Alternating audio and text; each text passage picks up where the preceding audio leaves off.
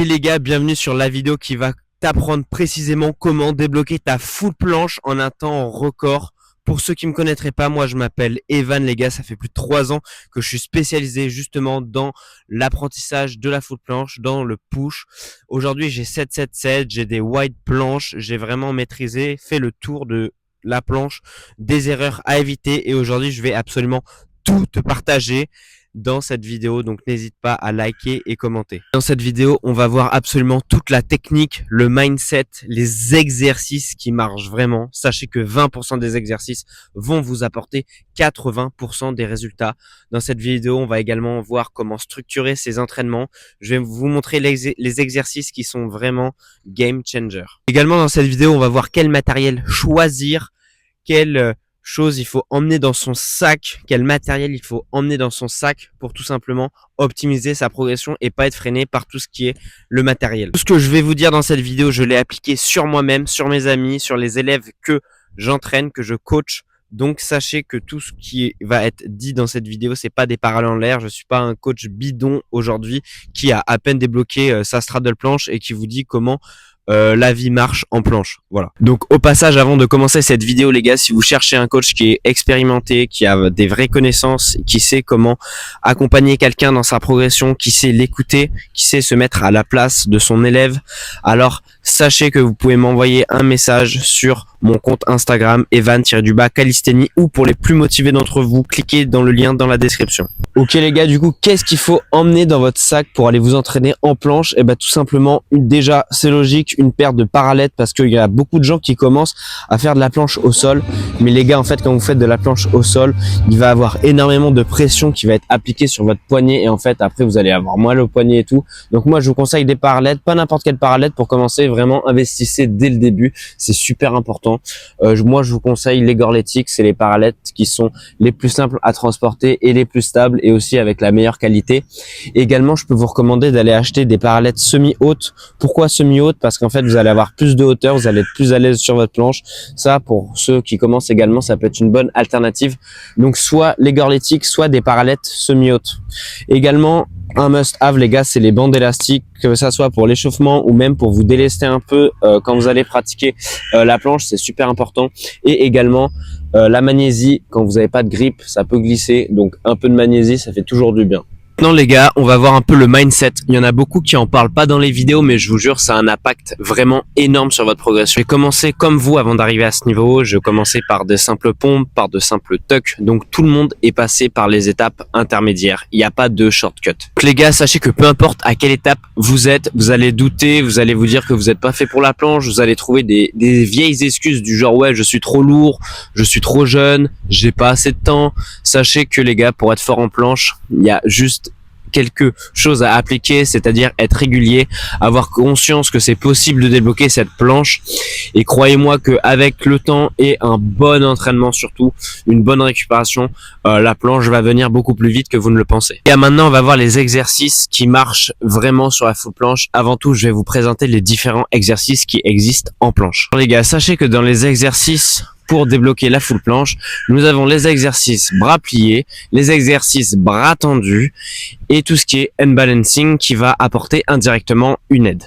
Pour être transparent avec vous les gars, tout ce qui est exercice bras pliés, donc les push-ups, les semi-planches, ça va pas vraiment vous aider, on va dire, pour avoir un meilleur temps sous tension, c'est-à-dire un meilleur hold, tenir le plus longtemps sa full planche. Non, là ça va vraiment vous aider justement sur la partie bras pliés, donc tout ce qui est explosivité, c'est-à-dire les push-ups, les deep push-ups, la semi-planche. Mais bon, ça reste très important à travailler afin après, in fine, de pouvoir faire des combos de type full push-up, dead push-up, tout ce que vous voulez.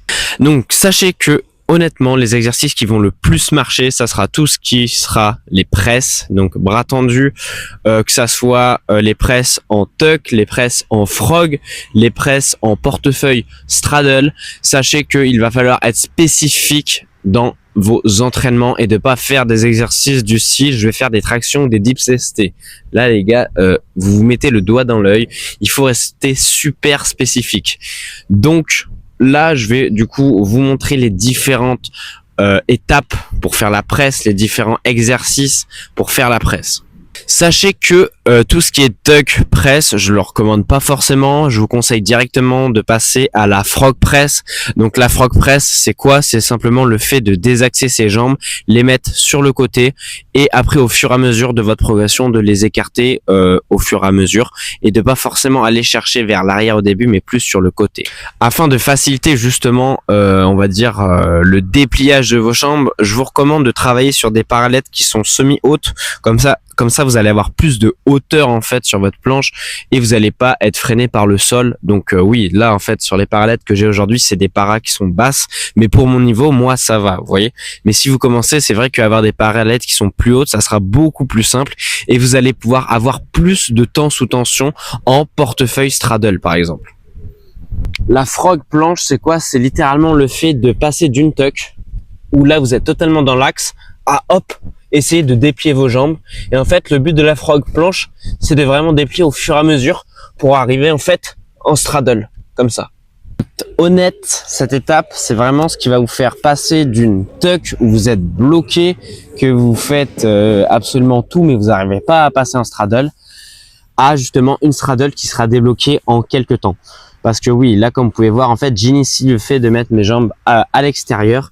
Donc, au fur et à mesure, j'arrive, même si c'est pas clean form, bien sûr, on peut pas être clean form dès le début, à in fine une straddle planche. Justement, cette frog planche qui est un peu comme une straddle planche, mais qui, on va dire, n'a pas encore évolué. Vous voyez, c'est un peu comme Pikachu, qui est pas encore devenu Raichu, on va dire. Malgré tout, vous pouvez travailler sur cette variation. Par exemple, là, je vais vous montrer comment faire une presse en frog planche. La presse en frog planche, c'est tout simplement, on va aller faire une presse, mais dans la position de la frog. Donc pareil, on a l'intention de bien pousser dans le sol les gars, avec l'intention quand on va presse de tirer ses barres vers l'avant, vraiment de tirer bien ses barres vers l'avant.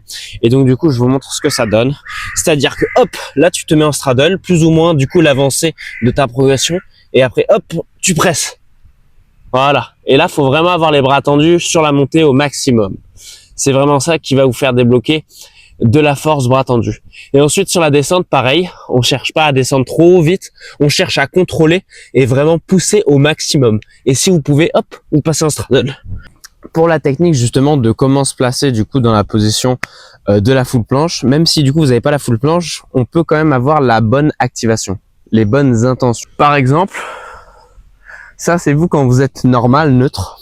Ce qu'on va faire, c'est on va sortir les épaules du socle et un peu les abaisser, vous voyez. Et là, en fait, je suis pas dans une protraction qui est exagérée, non. Là, mes épaules sont sorties, je suis en protraction, elles sont légèrement abaissées.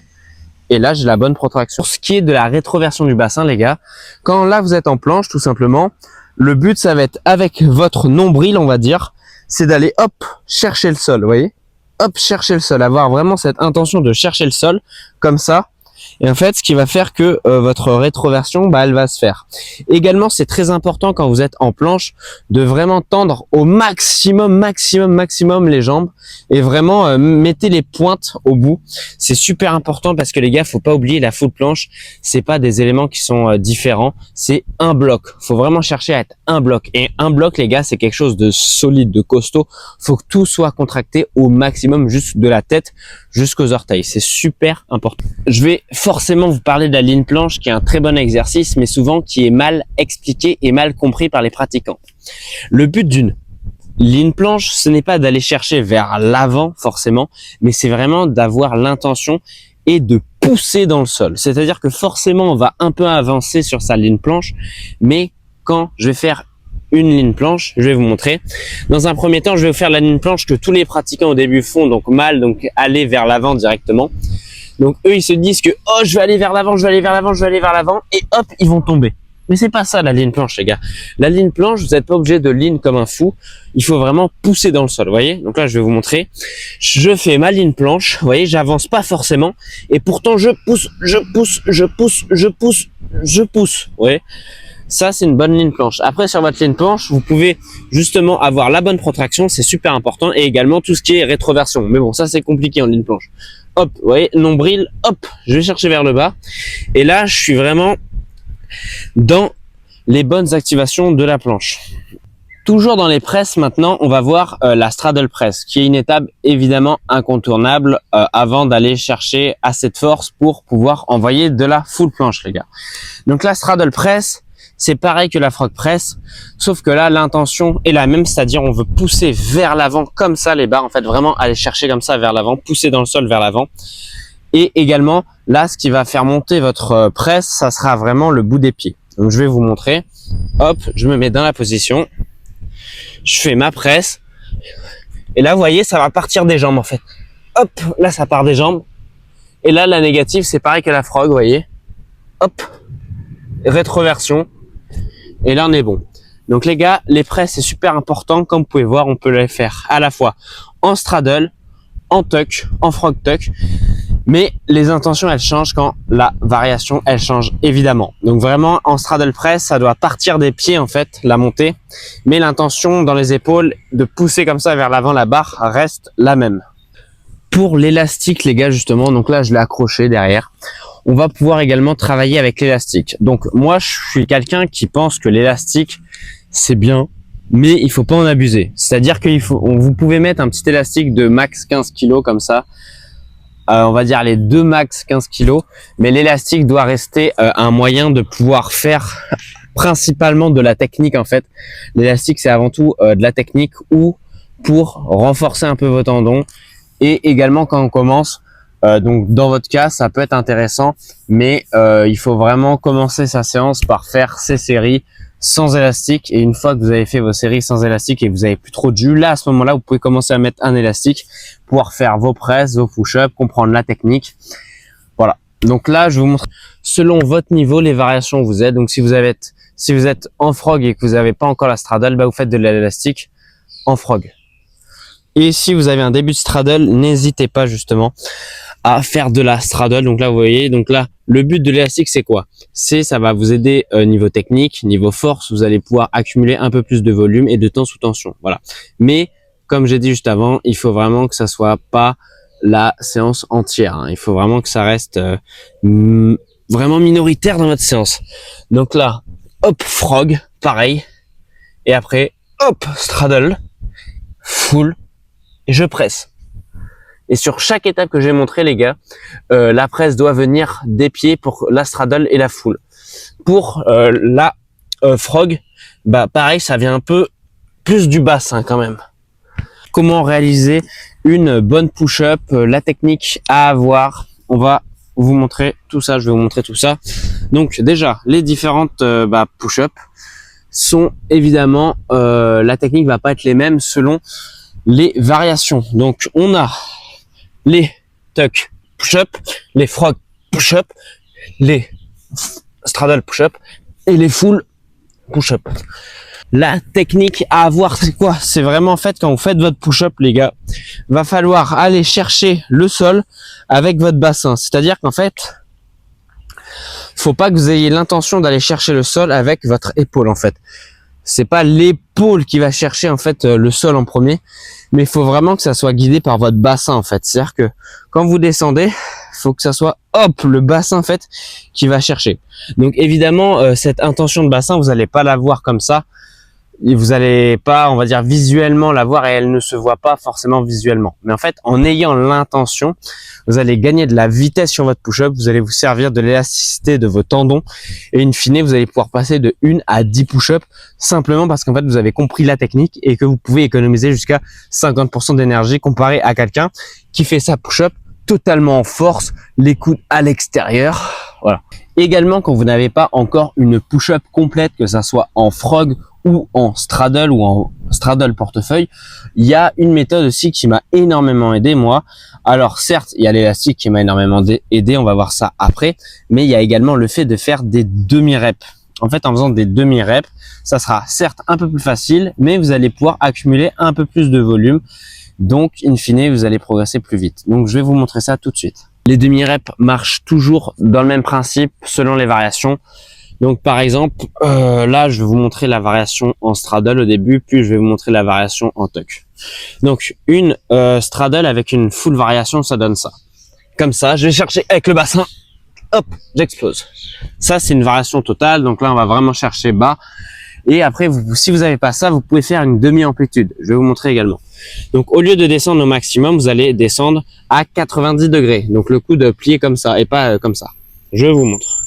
Hop, hop, hop. Vous voyez? Je descends beaucoup moins bas, mais malgré tout, j'arrive quand même à faire des push-ups et à en faire plus. Et c'est le même principe sur les frog planches, par exemple. Je descends le bas, je descends pas bas. Vous voyez?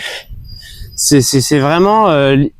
plus vous allez descendre bas, plus vous allez être deep, plus ça sera dur. Donc vraiment, essayez de varier également ce levier-là, c'est assez important. Maintenant, les gars, on va voir comment travailler avec l'élastique. On met l'élastique autour de la taille, du bassin, et ensuite vous faites avec la variation que vous souhaitez. Donc là, pareil, je vais faire en straddle, mais en frog planche, c'est la même intention de pas...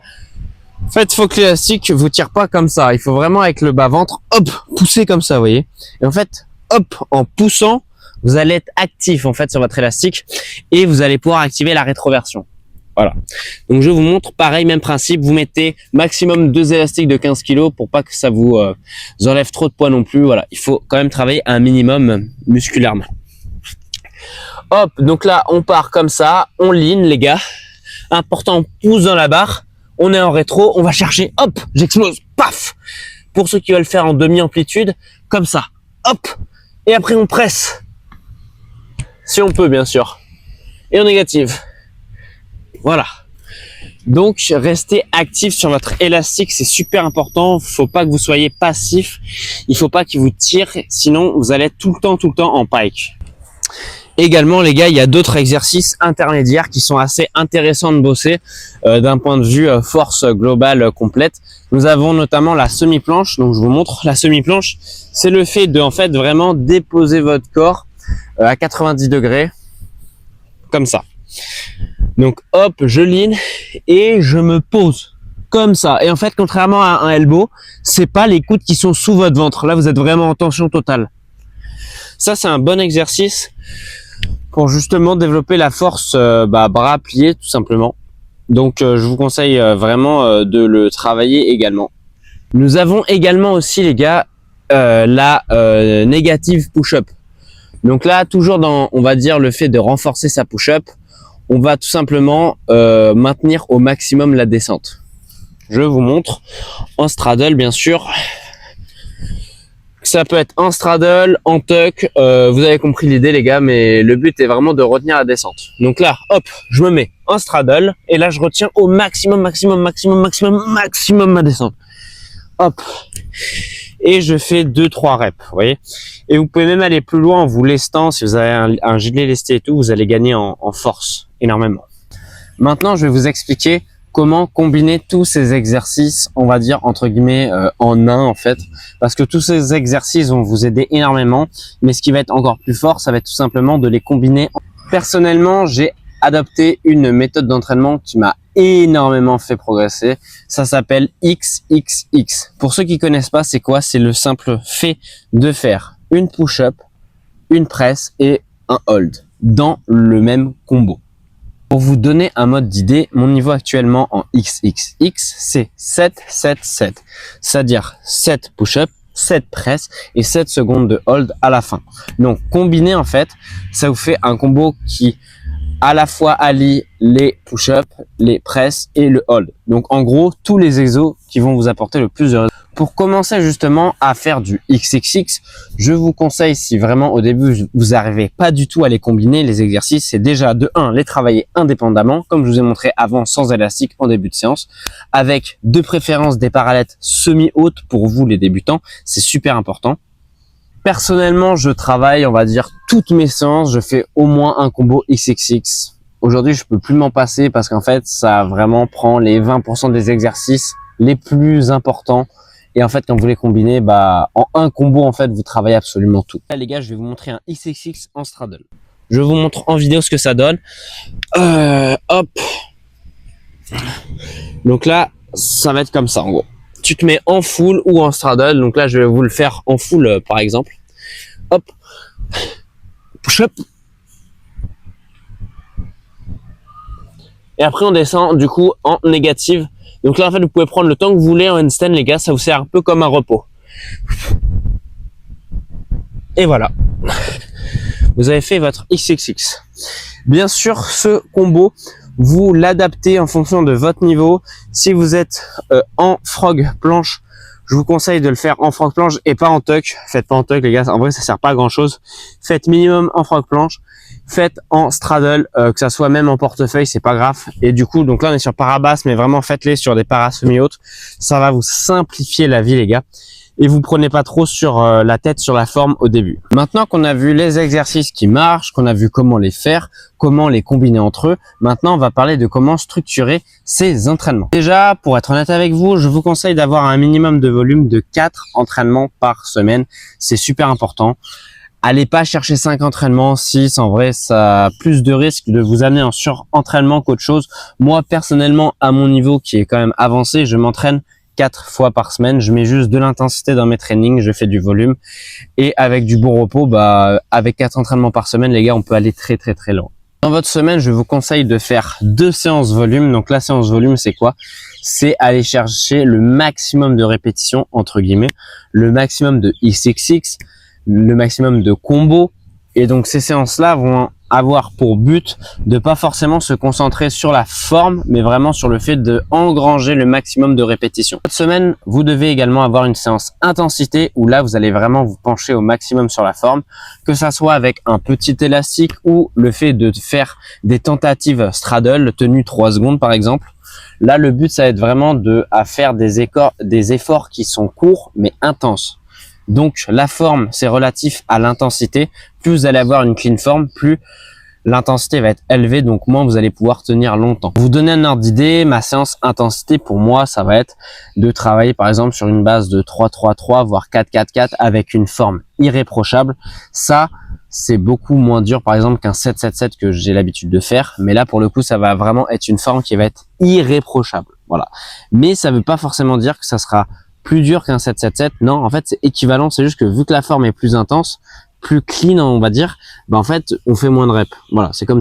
Et évidemment, l'individualisation, ça joue énormément. Donc, certaines personnes vont avoir plus besoin d'une séance que d'une autre. Moi, dans mon cas, c'est plus le volume actuellement. Mais je connais des gens, c'était par exemple plus intensité, plus technique. Également, les gars, quand vous avez une straddle qui est assez forte, assez solide, vous avez au moins 5 secondes, etc., vous pouvez commencer à lancer des full planches. Vraiment, vous limitez pas. Moi, j'ai fait l'erreur de rester trop longtemps sur la variation de la straddle, sauf qu'il faut savoir que la straddle et la full planche, c'est quand même deux figures qui sont quand même assez différentes. Donc, quand vous avez la force nécessaire, que vous avez une straddle planche qui est assez solide, c'est-à-dire même une presse, une push-up en straddle planche, que ça soit un 1-1-1 par exemple en straddle planche, là je vous conseille vraiment de commencer en début de séance à faire 2-3 essais de full planche à chaque séance, mine de rien. Ça va être du coup des essais qui vont pas forcément durer longtemps, mais au moins vous allez commencer à habituer votre corps dans la full planche, tout simplement la figure qu'on veut in fine. Vous pouvez également faire du renforcement en full planche avec toujours 2 élastiques de 15 kg maximum, pas plus, sinon après ça sert à rien.